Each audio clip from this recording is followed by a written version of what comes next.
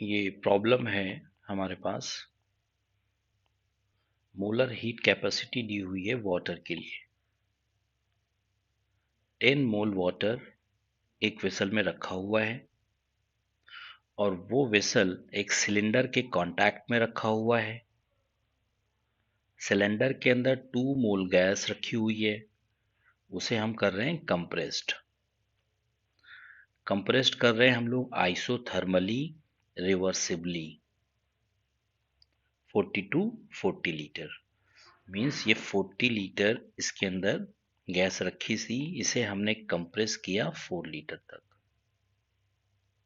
और इसके अंदर जो गैस है वो गैस हमारे पास कितनी है, 2 मोल ऑफ द गैस। और वाटर कितना है, 10 मोल। प्रोसेस कैसा है, आइसोथर्मल प्रोसेस है। तो आइसोथर्मल प्रोसेस के लिए टी क्या होगा, हमारा कांस्टेंट होगा। अगर स्टेट ए है और उसका टेम्परेचर टी है और ये चेंज हो रहा है स्टेट बी में और उसका भी टेम्परेचर क्या हो गया, आइसोथर्मल है, टी ही है, तो हमारा चेंज कितना होगा, डेल्टा टी विल बी 0। अगर फर्स्ट लॉ ऑफ थर्मोडायनेमिक्स से हम लोग देखें अकॉर्डिंग टू फ्लॉट, तो हम देखेंगे delta U equals to Q plus W.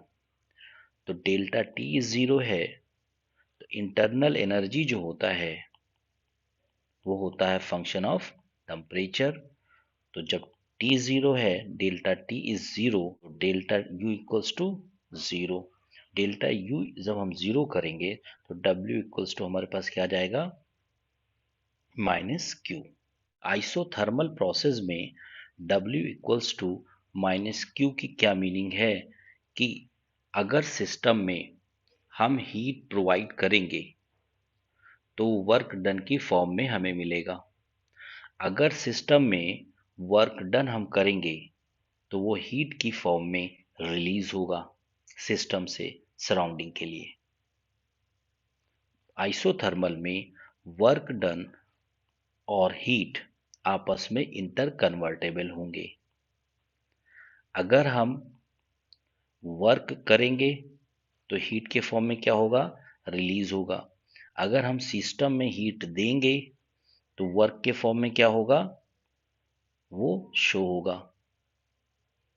Means अगर किसी सिलेंडर को, अगर इसके अंदर हम इसे पुश करेंगे गैस को, work done on the gas, और टेम्परेचर को हमें कांस्टेंट रखना है, तो work done on the gas क्या हो जाएगा, पॉजिटिव होगा।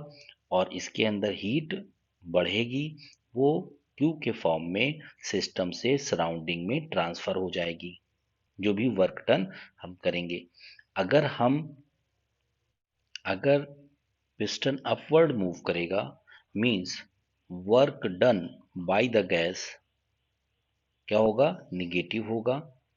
मींस अगर ये आइसोथर्मल कंडीशन में अपवर्ड मूव कर रहा है तो हीट हम इसको प्रोवाइड कर रहे होंगे, that is the Q will be positive. Isothermal में वर्क डन और हीट आपस में इंटर कन्वर्टेबल होते हैं। तो अगर इस क्वेश्चन के अकॉर्डिंग हम देखें तो हम कर रहे हैं इसे कंप्रेस्ड। तो जब हम इसे कंप्रेस्ड करेंगे तो कंप्रेस्ड करने से क्या होगा, इंटरनल एनर्जी बढ़ेगी, इंटरनल एनर्जी बढ़ने से टेम्परेचर इंक्रीज होगा, टेम्परेचर इंक्रीज होगा, और जो टेम्परेचर इंक्रीज होगा वो हीट के फॉर्म में W equals to minus Q. जो वर्क डन होगा वो हीट के फॉर्म में सिस्टम से सराउंडिंग के लिए ट्रांसफर हो जाएगा। ओके, तो वर्क डन जो होगा वो सिस्टम से सराउंडिंग के लिए चला जाएगा। तो पहले हमें देखना पड़ेगा कितना वर्क डन हो रहा है। तो work done in isothermal process क्या होता है, W इक्वल्स टू माइनस 2.303 nRT log V2 upon V1। N कितना दिया हुआ है गैस के लिए, दैट इज 2 मोल। R is the gas constant, और इसकी जो वैल्यू यूज करेंगे हम 2 कैलोरी यूज करेंगे, क्योंकि क्वेश्चन में मोलर हीट कैपेसिटी के लिए जो यूनिट हमें मेंशन है वो हमें मेंशन है कैलोरी पर मोल केल्विन में। तो आर की हम यूनिट लेंगे कैलोरी में। टेम्परेचर यहाँ पर हमारे पास है 27 डिग्री सेंटीग्रेड, तो ये हमारे पास हो जाएगा 300 केल्विन। V2 हमारे पास है final volume 4 litre, initial volume है 40 लीटर का। अब इन वैल्यूज को हम इसमें पुट करेंगे। आइसोथर्मल कंप्रेशन से जो हीट का ट्रांसफर होगा और सराउंडिंग में जाएगा, तो सराउंडिंग में हमारे पास क्या है, सराउंडिंग में है वाटर टैंक। इस वाटर टैंक में जो वाटर होगा उसको ये हीट ट्रांसफर हो जाएगी जो कि वर्क डन के इक्वल होगी। अब ये जो हीट ट्रांसफर होगी वाटर को, ये वर्क डन के इक्वल होगी और ये वर्क डन कितना होगा उसे हम कैलकुलेट कर लेंगे बाय दैट फॉर्मूला। और जब हीट ट्रांसफर होगी तो वो वाटर की टेम्परेचर को इंक्रीज करेगी। तो Q क्या हो जाएगा, N CM delta T। N क्या है, mole of the water that is the 10 mole. CM molar heat capacity, molar heat capacity हमें दी हुई है 18 कैलोरी पर मोल केल्विन। और हमें delta T that is final temperature minus initial temperature, final temperature हमें find out करना है।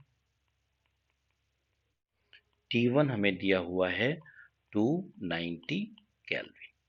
Isothermal compression में work done होगा, वो वर्क डन कितना होगा, -2.303। एन की वैल्यू हमने रख दी, आर की वैल्यू रख दी, टी की वैल्यू रख दी, log V2 अपॉन V1। तो ये हो जाएगा log 4 अपॉन 40, log 4 अपॉन 40 हो जाएगा log 0.1, log 0.1 हमारे पास आ जाएगा -1। तो ये वैल्यू हमारे पास निकल के आएगी, माइनस माइनस मल्टीप्लाई होके प्लस हो जाएगा और ये वैल्यू हो जाएगी 2.303 इंटू 1200। अब अगर हम हीट के टर्म में यहाँ पर देखें, हीट ट्रांसफर के टर्म में N C M delta T, N है 10 मोल, सी एम है 18 calorie per mole kelvin, T two minus 290, 180 T two minus 290। अब जो वर्क डन होगा आइसोथर्मली वही सराउंडिंग को ट्रांसफर होगा। तो हमारे पास इन दोनों को हम इक्वेट कर देंगे। यहाँ से हमारे पास आ जाएगा T2 माइनस 290, 2.303 इंटू 1200। तो यहाँ पर हमारे पास ये जो वैल्यू होगी, ये वैल्यू हमारे पास ये जो वैल्यू आएगी T2 minus 290 equals to 15.35। T2 will be 290 plus 15.35, 305.35 kelvin. ये हो जाएगा हमारा final temperature of the water.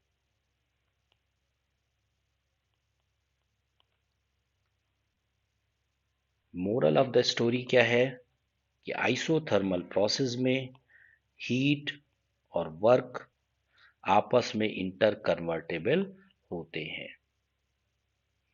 Thank you.